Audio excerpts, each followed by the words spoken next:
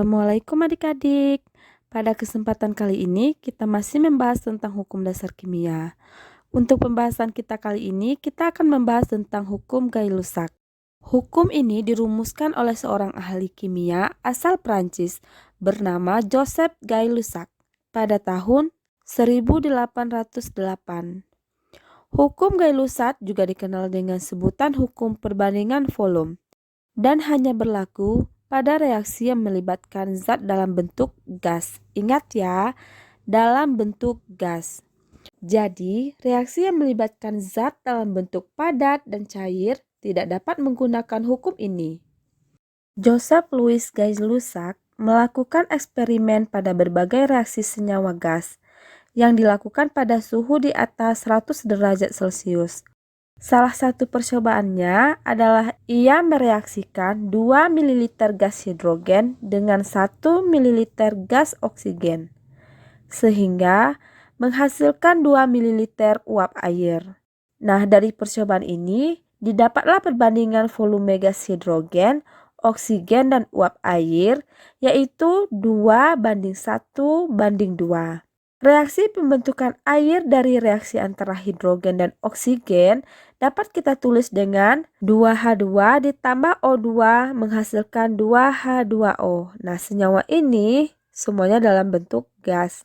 Nah, dari persamaan yang sudah setara ini kita dapat melihat bila hasil perbandingan volume dari percobaan Gay-Lussac sama dengan perbandingan koefisien gas-gas yang bereaksi.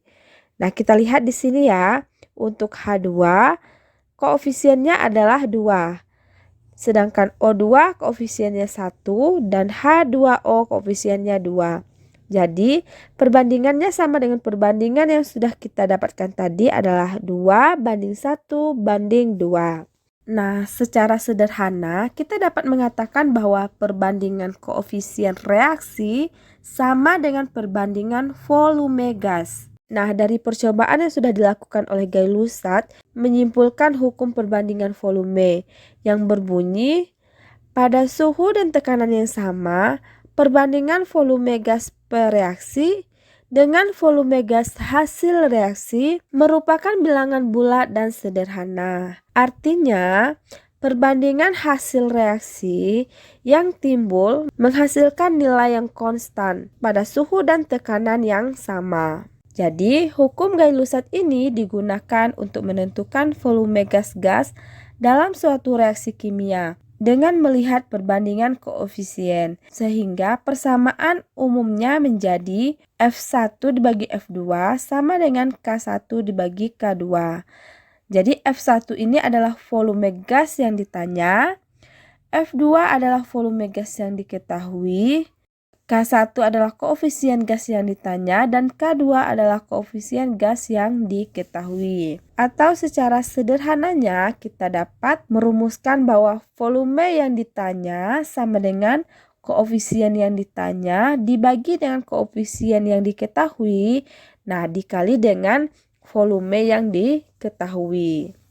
Nah, untuk lebih memahami hukum Gay-Lussac ini, mari kita bahas contoh soal berikut ini.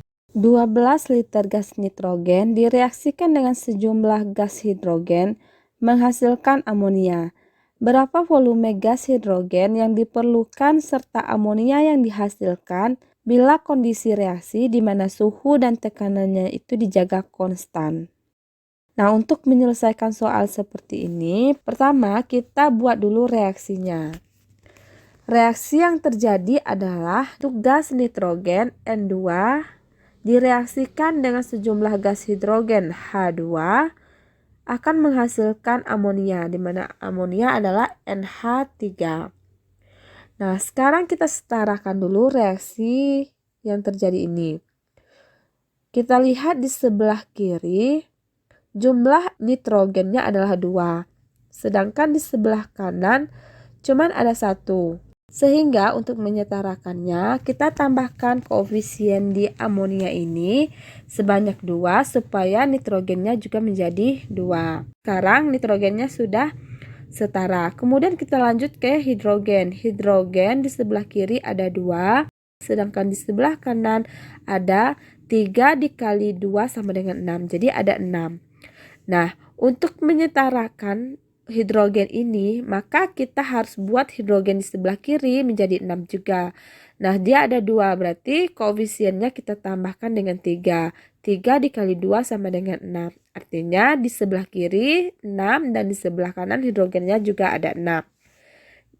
Nah, untuk reaksi yang terjadi ini antara nitrogen, hidrogen, dan amonia sudah setara. Nah, langkah selanjutnya, maka langsung kita hitung jumlah hidrogen yang dibutuhkan.